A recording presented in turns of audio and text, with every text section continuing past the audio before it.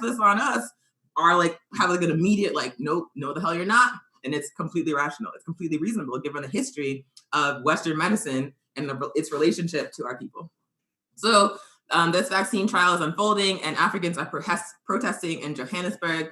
They're saying, we refuse to be used as guinea pigs. We do not believe you when you say this vaccine is safe. We do not believe you when you say that these trials are going to help us. We feel like you're using us as guinea pigs that are going to be, exploited to prop up the rest of the world, like as usual. So folks are like, no, thank you. And they're also demanding that the government, the ruling government in Azania, look to traditional African medicines as an alternative to these Western vaccines that are being pushed.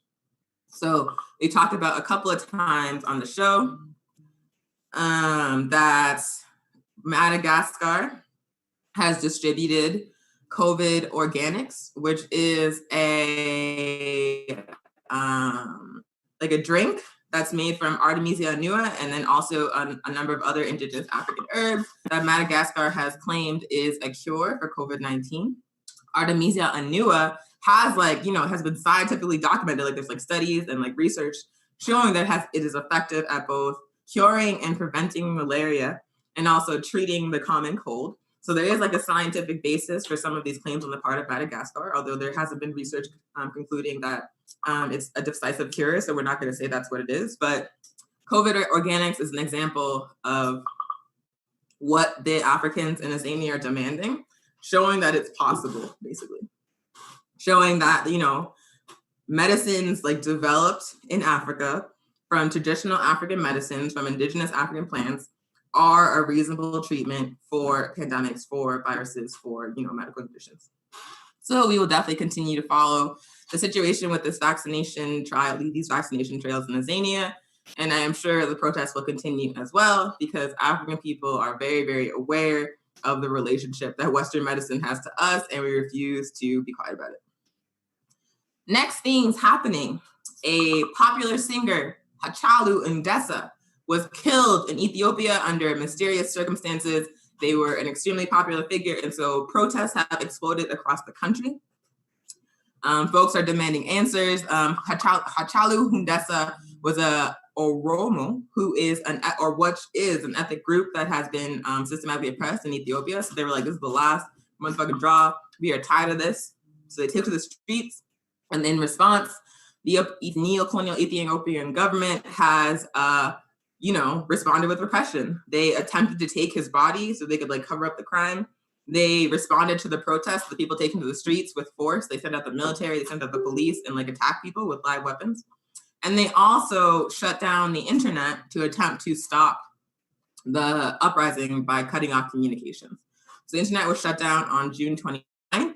And because of that shutdown, no COVID-19 status updates have been released in Ethiopia from either the health ministry or the minister Leah Kades or the Ethiopia Public Health Institute or even the World Health Organization African Regional Office. No updates from any of these entities have occurred since June 29th, thanks to this internet shutdown in response to the people rising up.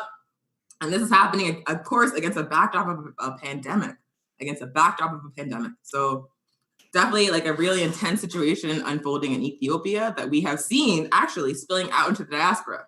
So yes, last night, I believe, in London, protests of Africans from the Ethiopian diaspora destroyed a statue of Haile Selassie in London.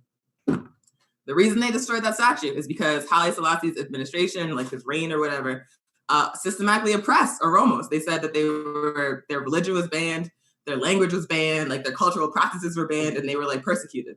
So they took down that man's statue.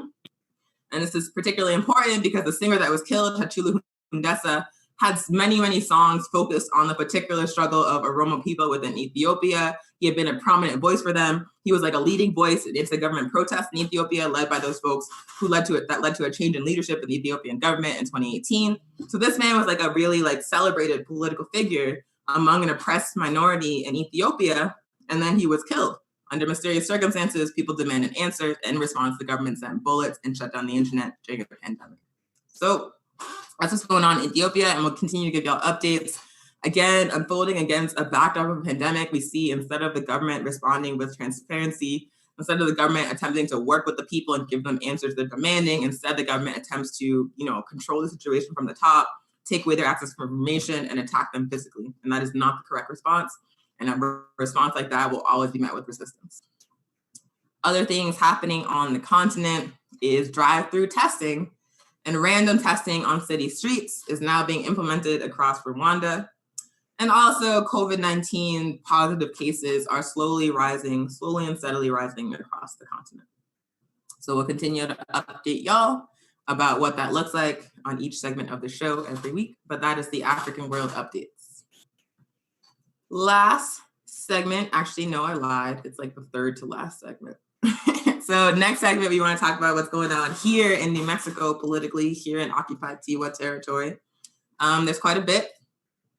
First up is, I think we said this probably like every single show, but we're going to say it again. The eviction moratorium, which is about to be expired, is a joke. It has always been a joke. It will always be a joke because the reality situation is, even if you make it so a family cannot be evicted because they can't pay their rent, if you continue to charge that family rent, if you continue to charge that worker rent, and you say you can't be evicted for 3 months, what happens at the end of 3 months? What happens to this person who has been charged rent for March, April, May, June, July? July, the moratorium's up, and you're like, okay, so I need the rent for the past 5 months right now, or you're on the street. They're not going to have that, particularly if they're one of millions of people who lost their jobs in the early days of this pandemic, jobs that are not, at this point, coming back. If this person has not been working, there's no way they're going to be able to pay like a lump sum equal to 5 months of rent or however long it is, which means they're going to be evicted as soon as that's possible again. And that means they're going to be homeless. And the thing about evictions is that they stay on your record. Like once you've been evicted, it's very, very hard to rent another place again. Like you basically cannot go to another management company because they just look you up, look up your credit, look up your rent history, and they're just automatically no. So you have to find a smaller landlord, maybe a gentrifier that owns multiple houses, and you have to try to get in there because they're less systematic about it, and then they're more able to exploit your ass if you're able to get in the door. So it basically creates a situation where folks are put into a hole with a lot of debt and a changed record, a permanently changed record, and it's very, very difficult to get out. So often evictions lead to cycles of homelessness that people get trapped into. And the reality situation right now is that's about to happen to millions of people, not just in New Mexico, but all over the United States, because eviction moratoriums without rent freezes are not enough. If people cannot pay rent, if people cannot work, they cannot pay their rent. It's so absolutely basic, but it seems to be a fact that the people in charge, the people in these legislatures, these mayor's offices, the president, the fucking White House, they seem to be struggling with this fundamental fact that if people cannot work, they cannot pay their rent. If people cannot work, they cannot pay their car notes. If people cannot work, they can't pay for healthcare. It's a basic reality situation under capitalism. If people cannot make money, they cannot pay these bills you're charging them, including rent. But for some reason, they give us these moratoriums and they were like, you're welcome. And even in New Mexico, the moratorium was never real because throughout this pandemic, landlords were still filing evictions. It happened to a comrade named PRP New Mexico. And then to qualify for the moratorium, you have to prove to a judge's satisfaction that you can't pay your rent. So if the judge is like, I don't believe you, personal responsibility, blah, blah, blah, at their personal discretion, then guess what? You're still being evicted. So during a pandemic, when you're not working, when this so-called eviction moratorium is supposed to be happening, people were still being expected to either go before a judge in person or electronically to prove that even though they weren't working, they couldn't pay their rent. It just wasn't ever a real thing. And it was always at best a half measure, a quarter measure. And now we're about to see the consequences of motherfucking half measures. The eviction moratorium is a joke. We need a rent freeze, point blank period, not just for 3 months, not for 6 months, because this pandemic is not going to be over in 3 months or 6 months. It's probably not going to be over until at some point late into 2021, to be quite honest with you. I'm going to be honest with you because the people in power don't want to be honest with you. The people in power are most concerned with making sure that they continue to accumulate wealth. They do not give a fuck about whether you live or die. So they're going to tell you it's fine. They're going to tell you things are going to go back to normal. But I'm going to tell you this shit's not going to be over before the end of this year. So if we're talking about rent freezes, if we're talking about measures to take to support people during a pandemic because they cannot work, These measures we have to be talking about like a year span or more, not 3 months, not 6 months.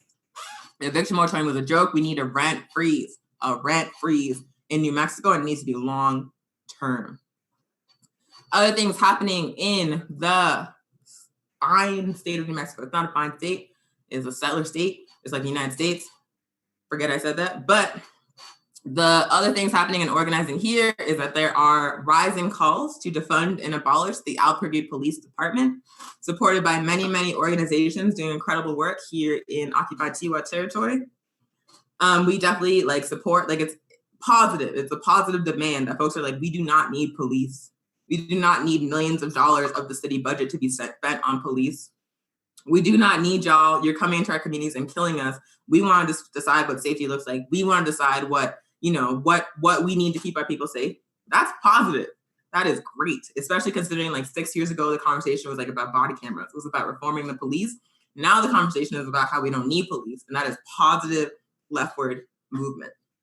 However, if you saying like defund is not enough if you're not saying how much, because the police or the mayor who the police report directly to could be like, okay, we're going to cut the police budget by 1%. Defund the police.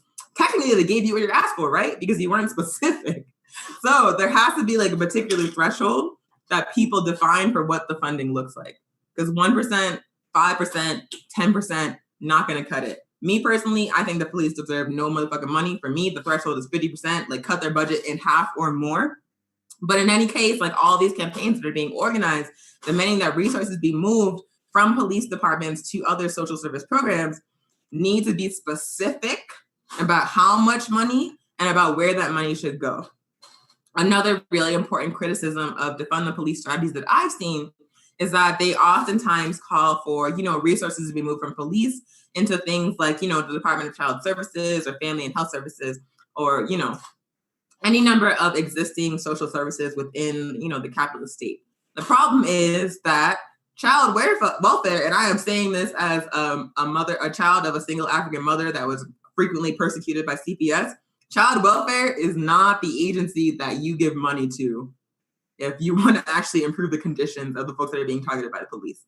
A lot of these agencies that folks are proposing as alternatives to receive the money, the funding that police get, are just as violent, are just as destructive to colonized peoples, to African peoples, as the police are, just from a different angle. The reality situation is the system that oppresses, like the police are like one component of an overall political system that exploits and oppresses our people, that takes our children from their families, that separates, parents, that warehouses children in prisons. Like it's all like public schools are an example. The school to prison pipeline is an example of what I'm talking about, where like the criminalization of our children in these schools leads directly to them being arrested and funneled into these prisons and exploited. So again, like when we're talking about we want to take the money from the police and then put it, in other social programs, like we got to talk about how violent these programs actually are, how violent these like state structures actually are, and whether or not we want to give them more funding. That's one thing. And the other thing about defunding and abolish the police, if we say that we want to abolish the police, which again is a positive demand, we must also say what we want instead. It's not enough to say we want to get rid of this. We also have to say what we want to build to replace it. It doesn't have to be police by another name, but if we don't articulate what it is that comes after police, all that's going to happen is that the mayors, the city councils, the people in power that are going to make these decisions are just going to replace police with something worse. They're just going to replace the police with something worse. Motherfucking like private, security forces, like mercenaries hired by individual businesses that are not accountable to the people in any way. That's an example of what could happen. So again, like you must say, like as you are just calling for the destruction, as you are organizing for the dismantling, you must say what's going to replace it when you tear it down. You have to.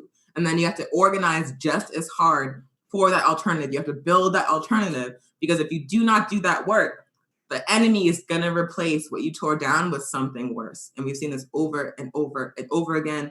I mentioned before, Camden, New Jersey abolished the police a few years ago. And I want you all to read about what happened there. There's a really good article in The Atlantic about it. What happened after Camden, New Jersey abolished the police. It's not what you think. So yeah, like absolutely defund and abolish APD, but please, for the love of God, if you're doing organizing around that issue, please do not forget to talk about what comes next. Other ongoing organizing happening in Albuquerque is around political prisoner Clifton White. Clifton White is an African liberation organizer here in the occupied Tiwa territory, city of Albuquerque. He is a leader in the Black Lives Matter movement. He is partner to Solinda Guerrero, who is a leader of Millions for Prisoners in Mexico, a prison abolition organization. After the very, very first Black Lives Matter protest in solidarity with the uprising in Minneapolis here in Albuquerque, which happened about a month ago, Clifton White, along with his family, was surveilled and followed by various security agencies here in occupied Tiwa territory, like the police and undercovers. And then they ambushed him and arrested him while he was out and about with his family. And then they moved him from facility to facility, lying to his family about where he was. And now he's locked up in a facility, I believe in Los Lunas. And they are denying him access to a lawyer. They are denying him access to bond. They are tightly controlling who can speak to him. And I believe he's not allowed to have visitors. So this is clearly political retaliation from the city against an organizer who mobilized the masses of African people in resistance to police terrorism. Their response to that offense was to persecute this man, was to lock him up, was to claim a parole violation, which to this day they have not explained. It seems like they just made that shit up. So this man is being targeted for fighting for us. This man is being locked up and denied access to basic rights. And so his partner and Millions for Prisoners and Building Power for Black New Mexico and a number of organizations that are doing incredible work here in Albuquerque have been continuously agitating the governor and the mayor to get Clifton out, to free Clifton White, hashtag free Clifton White. The city and the state are depending on people to forget about him or to say, oh, this is a criminal who deserves to be locked up and just like allow it to happen. What we need to show them is that we will not accept the narrative about him. We will not accept his imprisonment for fighting for us, and we will not let them forget that they have him. We will not let up until he's let out. So please, we need you to keep boosting that hashtag free Clifton White. We need you to follow Millions for Prisoners New Mexico and Building Power for Black New Mexico to get the latest updates on his case. We need to continue to boost the truth about who Clifton White was and the work he was doing in this city. And we also need y'all to continue to pressure the police, the mayor, and the governor to release this man, because this man did nothing wrong. This man fought for our people. This man put in work in the community. This man is deeply loved and respected. He is not a criminal. He is not a terrorist. He is someone who is like deeply loved and is like left like a gap in the community when they took him. So free Clifton White, free all political prisoners. Y'all never stop doing this. You have never stopped persecuting African people for the so-called crime of fighting for our liberation, but you will not stop us, point blank period. Even during chattel slavery, when you came up with all these like murderous, barbaric ways of attempting to oppress our people, we never stopped rising up. We never stopped poisoning your sleep. We never stopped burning down your plantations. We never stopped tearing up your shit, and we're not gonna stop now. We are not gonna stop. We're not gonna let you hold this man. Free Clifton White. Cool. So, thank you in the comments.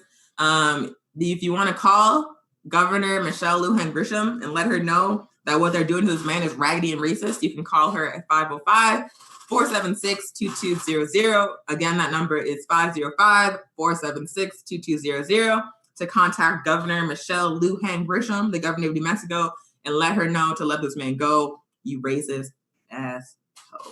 Maybe I'll get in trouble for that. Also, it's not bad to be a hoe. Let me think of a better word.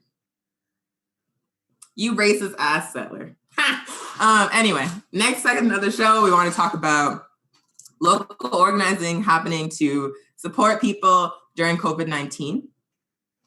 So there is quite a lot of stuff happening in occupied Tiwa territory to support people. Lots of like really incredible organizing, like the left and Albuquerque showed up during this pandemic, man. Like as soon as it became clear what the situation was going to be, as soon as the lockdowns came through, like every single organization in this city was mobilizing to figure out how to support people. And that is a testament to the deep organizing and the deep community work that happens in Albuquerque's left.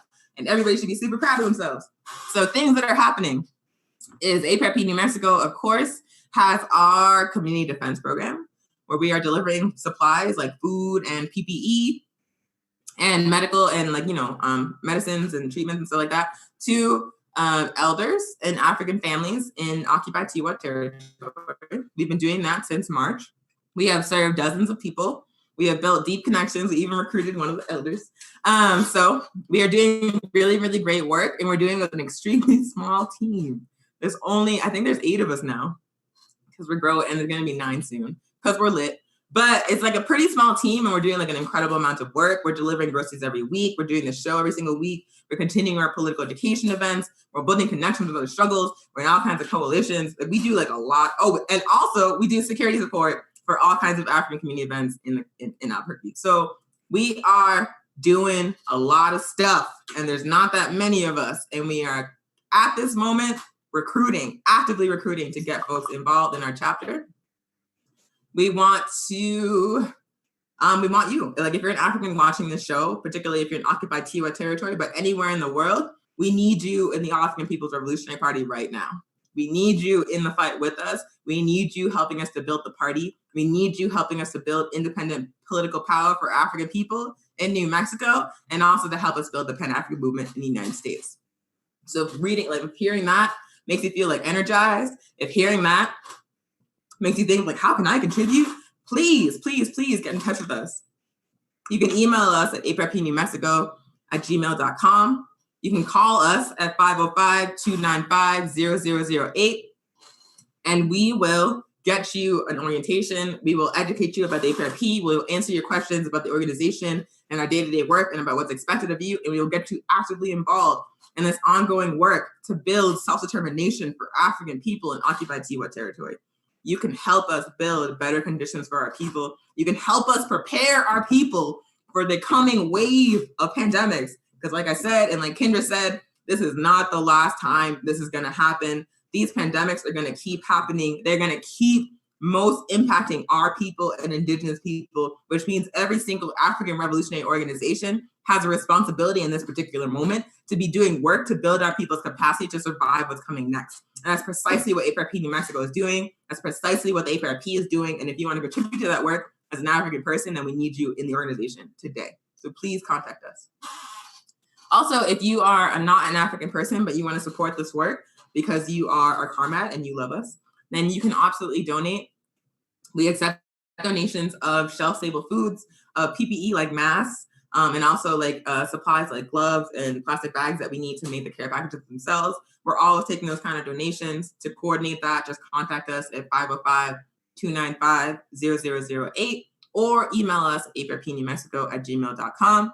And we are always accepting donations of cash, money, what do they call it? Fiat currency. So we're always taking your money. And if you would like to donate as a non-African person, you can do so at paypal.me/aprepnewmexico. If you want to do that via PayPal. And we also have a Venmo, which you can give us money to at aprep-nm.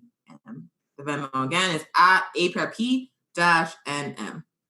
So again, if you're an African person, we need you in the APRP. Like, I want to speak directly to your soul. Like, we need you in the APRP because we are in the beginning of a really, really bad stage in terms of the pandemics, in terms of climate change, in terms of the decline of capitalism, and in terms of the general rightward shift of politics on this planet. It is a very, very precarious time for African and colonized people, and it's about to get much worse.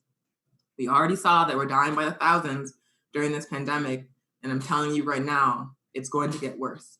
And so if you are an African and you're not in an organization, understand that our survival as a people depends on our level of organization, depends on how organized we are to build our capacity to meet our own needs when this system collapses or when this system turns its back on us.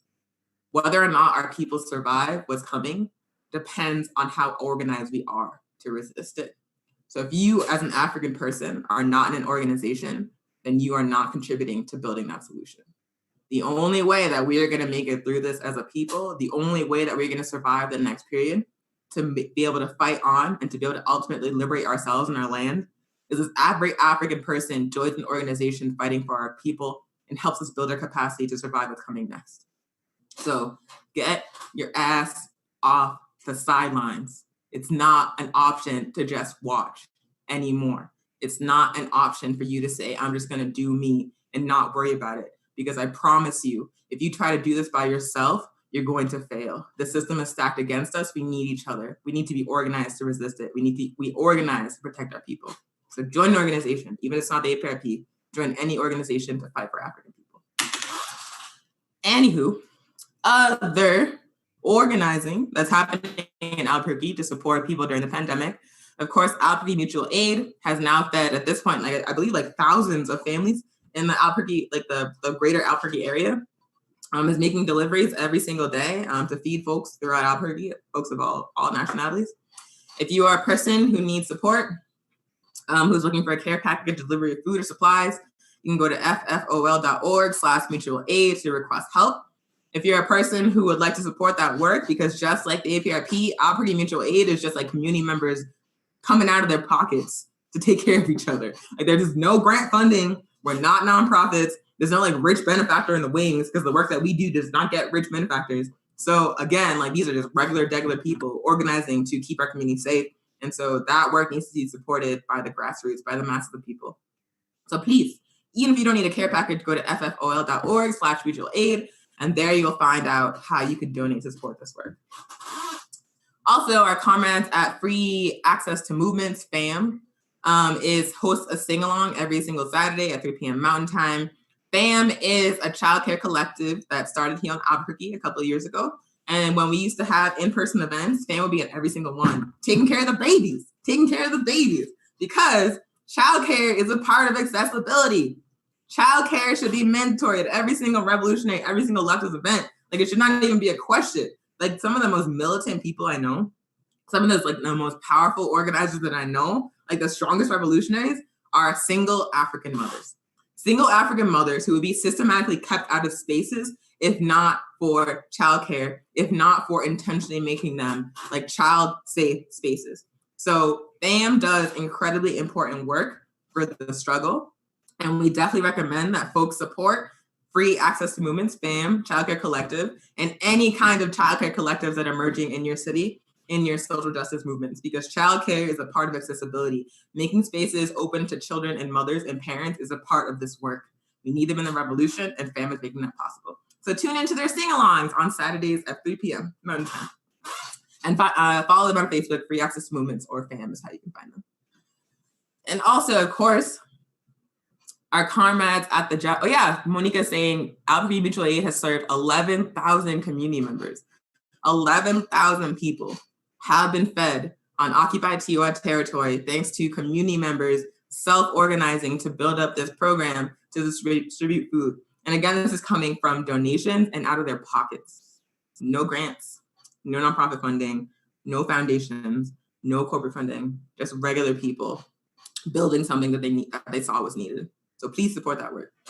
And then our comrades at the John Brown Breakfast Club are providing still their free breakfast burrito giveaway, which I believe is now in a care package. And that happens every single Saturday at the corner of First and Silver at 9 a.m. Mountain Time. So if you are a food insecure person, if you are a person who lives on the streets, or you know someone who's food insecure, or you know someone who lives on the streets, let them know that this is a free, no strings attached hot meal every single Saturday at 9 a.m. at the corner of First and Silver.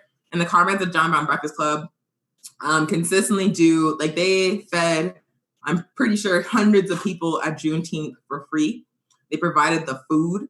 They brought their own grill. They had their little setup, and all we had to do was like ask them. And they're like, tell us what time, and we'll be there. Because those are the kind of comrades that they are, and that's the kind of organizing that happens in the city. I actually really like it here, even though I hate the United States. But shout out to our comrades at John Brown Breakfast Club. Thank y'all so much for your support. Shout out to Albuquerque Mutual Aid, and shout out to our comrade Bird for making us tons of masks. So that is what's up with, and also the Pueblo Action Alliance. God damn, I would be remiss if I did not shout out Pueblo Action Alliance, who provided us with over 1,000 face masks. Like if you came to a Juneteenth and you got a mask from the APRP, that mask came from Pueblo Action Alliance. They gave us food for the community defense program. They provided they helped us do security at Juneteenth. Like they have consistently shown up for us, and the masks are like the icing on the cake. I just love Pueblo Action Alliance, and this is their land. Tiwa land is their land. So we deeply appreciate them. We are excited to keep building with them. And we definitely wanted to shout them out in the show today because they have really shown up. They have really shown up for African people in the city. And so we appreciate them. So next and final segment, finally, is resources and upcoming events, just things to look out for that are coming up in Albuquerque or in the virtual space. First up, our comrades at Black Voices ABQ, which is a youth organization that has been hosting a number of really big mobilizations for the Black Lives Matter movement in the city, is hosting a film screening of Paris is Burning this coming Friday evening from 7 to 10 p.m. at Civic Plaza. They're going to be raising money for the Transgender Resource Center and a number of queer liberation organizations doing work here in occupied Tiwa territory. So if you're interested in checking out that movie, or if you just want to support queer liberation organizing in Albuquerque, come to the Black Voices ABQ screening of Paris is Burning at Civic Plaza this Friday from 7 to 10 p.m.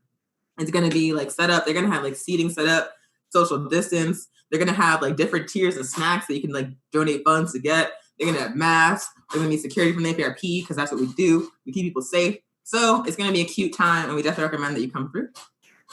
Other things happening, Saturday, July 11th is the return of the Pan-African Film Series. We are going to be screening The Spook Who Sat by the Door. The Spook Who Sat by the Door is one of my favorite movies. It is like, it's also based on a book, which is extremely good, but it's like it's like my ultimate fantasy. So basically it's a movie about this man, the first African to be hired by the CIA, who turns out to be a double agent for the African Revolution. He takes all the skills from the CIA, and then he helps organize an African uprising in the inner cities. And then he uses like a rebellion, like one that's happening right now, to launch a revolution. Like, it's such an amazing movie. It would never be made with those politics today. It would just not happen. It's a movie that's like criminally underseen, and we have shown it a couple of times, and we are extremely excited to show it again on Saturday, July 11th. What we want to do, we're like working out the details right now, but what we want to do is a drive-through screening. Like the past couple of Pan-African film series have been virtual because of the pandemic, but we figured that if we can figure out a space where we can not just have folks just like drive up and be in their cars, then it's an opportunity to be like out in the world in person in the community, but also safe. So we're trying to figure out the location right now. Follow us on Facebook for those details when they emerge, and tune in for how you can join the Pan-African Film Series screening of the Spook Who Sat by the Door on Saturday, July 11th. Other things. Our comrade Ajamu Umi in the California chapter of the All African People's Revolutionary Party also has a weekly show that he does with his daughter, Shakura. Every single week, Sunday at 5 p.m. Mountain Time, 4 p.m. Pacific Time, they cover a different topic for an hour from a revolutionary Pan-African perspective. This coming Sunday, they're going to be talking about socialism. What is it? Why do we care? Why is the APRP socialist? Why does Pan-Africanism need to be socialist? Isn't socialism for white people? He's going to answer all these questions alongside Shakura. So if you are a person who is still like, what the hell is socialism? This is this opportunity for you to tune in. Saturday, 5 p.m. Mountain Time, 4 p.m. Pacific Time. I guarantee you, Adam will give it to you extremely clearly, in extremely accessible language, probably like in a really funny way, probably with like some jokes about attacking imperialism. That'll be delightful. So please tune in Sunday. You can catch the show at facebook.com/ajamu.umi. And that's how you can watch it. Sunday, 5 p.m. Mountain Time, 4 p.m. Pacific Time. It's a 1 hour long show. And that concludes this week's show. Once again, we do this show every single Thursday at 11 a.m. Mountain Time. We cover a different political education topic every single week. I'm going to be real with you. We have not decided what next week is going to be. So I can't tell you, but I guarantee you that it will be sharp. I guarantee you it'll be from a revolutionary African perspective. I guarantee you it's going to be a perspective that you have not heard anywhere else, because our voices like ours are not elevated in this society. I have to make our own platform. So please tune in next week at 11 a.m. Mountain Time on Thursday for the next episode of this show. I am Onyesanu Shatoye. I am an organizer with the All African People's Revolutionary Party and the All African Women's Revolutionary Union. This is our show, Weekly Pan-African News Live, coming to you from occupied Tiwa territory. We want to thank you for joining us. We want to thank you for your comments and participation. Please share the episode. Tell your friends about it. Tell them to watch. Subscribe to us on YouTube. Our YouTube is popping. There's constantly new content. So please continue to follow us. Thank you for support. I am Oni, ready for revolution.